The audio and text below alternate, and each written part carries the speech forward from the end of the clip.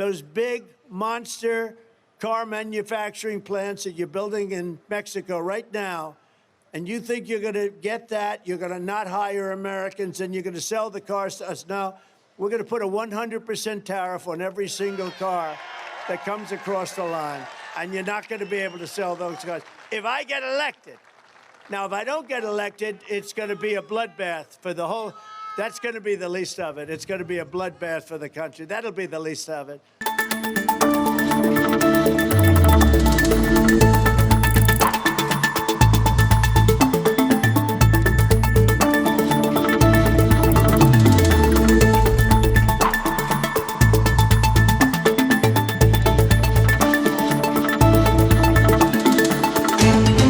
Important not to take the statement out of context. He was talking about the auto industry at the time, but he suggested in a broader way that a bloodbath could ensue if he lost.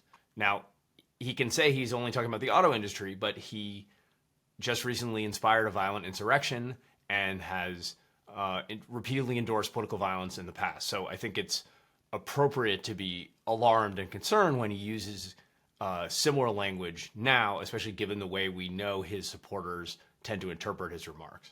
I don't think you're going to have another election in this country. If we don't win this election, I don't think you're going to have another election, or certainly not an election that's meaningful. We have a number of examples of Trump supporters taking his words literally and or seriously.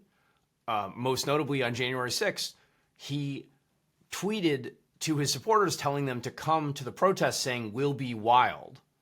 And then he gave a speech encouraging them to fight and resist the counting of the Electoral College votes at the Capitol.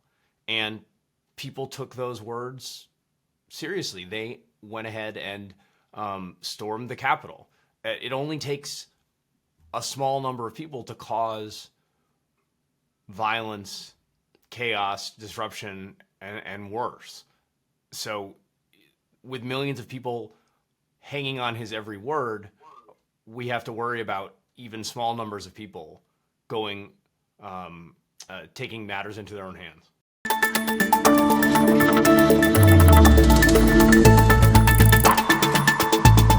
I only want to be a dictator for one day. And I'm going to be a dictator, Sean, for one day.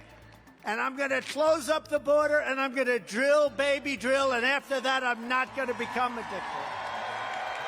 It has similarities. There are similarities there. Trump can say, "Oh, I was being provocative. I don't actually want to be a dictator. It's just for a day." But it has the same elements of a plausible deniability combined with a kind of authoritarian rhetoric, saying it would be good to be a dictator, if only for a day, right? But we've seen in other countries how temporary dictatorships can become permanent. We don't want the president of the United States. It's not something about being a Democrat or Republican. It's about the kind of authoritarian approach that Donald Trump has repeatedly told us he will take. The fact that he could win in an election does not make that kind of behavior or rhetoric any more legitimate.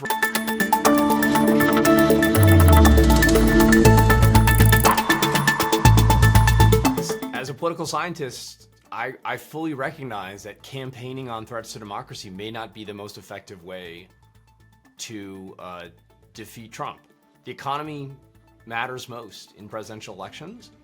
The punishment from voters for violating democratic norms is real, but it's pretty small.